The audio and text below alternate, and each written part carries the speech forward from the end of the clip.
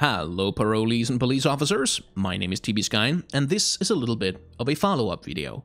Some time ago, I published a video entitled Riot Games are terrible at publishing comics, in which I laid out my argument for why Riot Games are terrible at publishing comics, linked down in the description. Sometime after publishing that video, some rioters actually got in touch with me. They asked me, they said, we watched a video, we think you're right, there's a bunch of stuff that needs to be fixed. What kind of feedback do you have that you can give us that might help us make this stuff better? And so I gave them all the feedback I could think of, all of my experience as a comic artist, all of my experience publishing my own webcomic, and gave it all to them as much as possible, tried to help them gather the information they needed to make a better publishing format for these comics. And this is what the comic looked like. This comic, Punches and Plans a Piltover Police Story by Risu, which you should read because it's really good, link down in the description. This is what that looked like when it was first published in NA. You have this page where the comic page itself is kind of tiny and squashed in the middle of a whole bunch of wasted space. Kind of hard to read. The action, especially when it gets action heavy, it's really kind of difficult to parse with your eyes, and the archive is up here, and you have to navigate by clicking on each page, which is just super inconvenient. So, yesterday, I believe it was, I get sent a link to this by one of the rioters I had talked to. This is the European publishing of the same comic, and oh my, haven't things changed for the better. Take a look at how these pages look side by side. How much better the reading experience is. There's pagination at the top, which is little navigation keys that help you go, you know, forward in the comic. You can also just click on the image, which is a nice addition. Get back to the start. And indeed, a lovely, easily accessible full screen view where you can still just click to progress through or use the arrow keys to go back. And it's just, it's very well put together. It's a much better reading experience. And so the point of this video is kind of just to give props where props are due. Riot heard my feedback, they took it, and they used it to make some improvements in a very real way to the publishing of this comic. Now, not all of my criticisms have been addressed, I have to say. It's still hard to find these. Like right now, this comic is published, is promoted on the client in Europe, which is good. That's a good way to get a lot of eyeballs in front of it. But once it's no longer shown in the client, there, as far as I can tell, there still really isn't a good, easy way to get from the League of Legends front page to the comic. Like once this is no longer on the front page, you're just kind of gonna have to go looking for it, which is still a problem.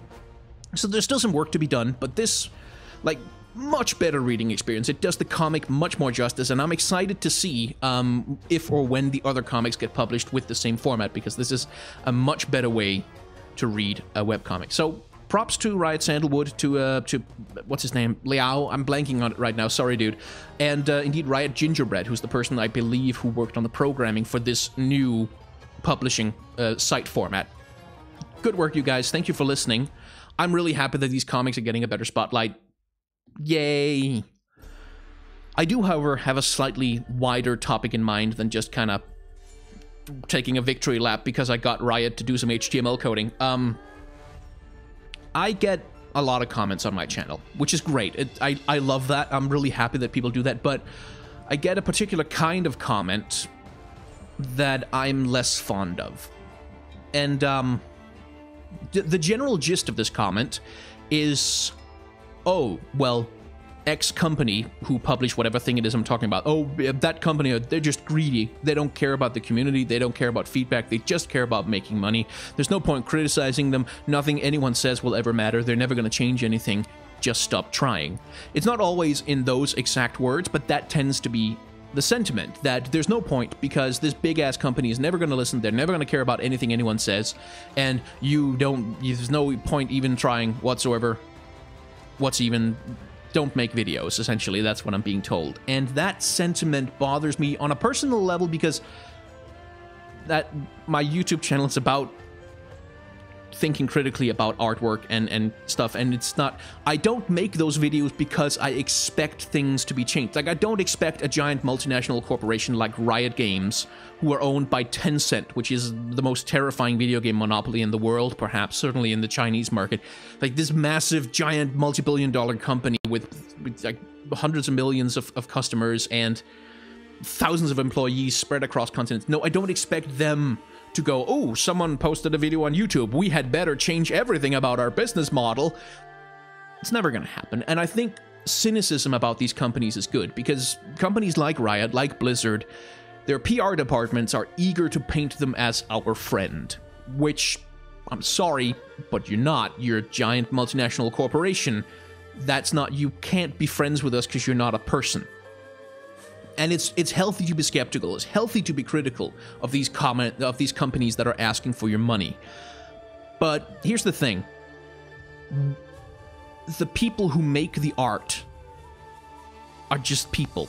Like, they're just artists. Like, the dude who sits down to do a splash art, or the person who does the modeling for a 3D model, or the animation, or even, like, the QA person who's taking feedback on the forums, or on Twitter, or wherever. They are just people. They're just people working for a salary doing a thing. And you can't, like I said, for instance, when Blood Moon Evelyn was put out on the PvE, it was way too late to make change. Like I made a video about her and some of the shortcomings that skin has, and some of the changes that I would have liked to see them make, or which might be able to fix some of the issues that I saw with it. But there was no way. Like, it was way too far along. They had already done, like, most of the production work. They were pretty much ready to launch the thing. It just needed to be debugged and make sure there wasn't any massive failings with it. So, of course, no, they weren't going to go back and change the model or change the scope of the skin or shit like that just because I post a YouTube video. But that was never the point. Like, the point was for me to think critically about this piece of art. The point was for you guys to watch the video and hopefully, like, whether you agree with me or disagree with me, to think critically about the subject, like to think critically about how these things work, what they do, how they communicate with us, and how that stuff works. And that's the point. That's why I do criticism. No, I don't imagine that I'm ever gonna make any company as big as Riot or Blizzard make changes to their video games. That's unlikely as hell, but sometimes, just sometimes, if you try your best to give some actionable, useful feedback, if you present a reasonable, useful criticism and you're open to helping, sometimes you can at least make a nice comic that you like be published on a slightly nicer page format so that it's better to read. It's small potatoes, it's inches, it's bits and pieces, it's nothing major or substantive, but criticism can change things. Especially sustained criticism from large groups, which is why it matters to participate in a critical conversation. Like, I was very proud when I saw that my Evelyn video had been posted multiple times to feedback threads for the skin. Like, I was very proud to be part of the critical conversation around it. That matters to me, and I know for a fact that the people who do this work, who make artwork, who make creative things, who program websites for comics to be shown on, that they have worked with the fan artists to create, they are not just sitting there counting cash, twirling their movie villain mustaches, thinking about how best to extract precious money from the fools who use our product. That's not... They're just people who want to do good work. And they listen to this shit. They take the feedback, and they don't always do what we want. We can't... There's no mind control. They don't always agree with our feedback, but they do listen. They do care. The people care. Even if the company doesn't, the people care. They're just guys like you and me. And it gets to me on a personal level because, yeah, I've made a YouTube channel all about criticism, and so to say that doesn't matter, nothing's ever going to change, and everything I have done with this is stupid, that stings on a personal level, but it's also... I don't like that apathy. I don't like that we can't change anything, we might as well just shrug and not give a shit. And not even try, and not even engage, and not even try to be part of the world. That's really, if you are any kind of a creative person, that attitude is death. That's how you die as a creative person. That's how you end. Because once you start thinking that way, you will never have an interesting thought in your life. You will never come up with a cool concept. You will never make anything that's great, because you have to care to do that. You have to give a shit. So, I would like to see less who cares, they're just greedy, it doesn't matter, nothing will ever change comments. Not because my Evelyn video did anything to change the way that skins are produced at Riot Games, but because my video about one little comic by a fan artist published by a small team inside Riot did get them to sit down and make a slightly better reading experience for this comic, which, by the way, I still insist that you should totally go and read. We can make improvements in small ways, and the small things have to matter. Otherwise, I might as well just go live in the woods and eat mushrooms. Because, yeah. Anyway, I know this is a little bit of a sanctimonious rant, which is not necessarily what people come to this channel for, but I thought I should at the very least follow up and say they've taken my feedback, and the feedback that was given, they've made some improvements because the people do listen. And it's worth it. Anyway, if you would like to vote for topics for videos so that you can prevent me from doing a sanctimonious rant video like that one again, I do have a Patreon where anyone who supports at any level gets to vote on potential future video topics. At the moment, I've got one on the character designs of Dark Souls characters, of Dark Souls bosses rather, which I will try to analyze while also fighting them in the game.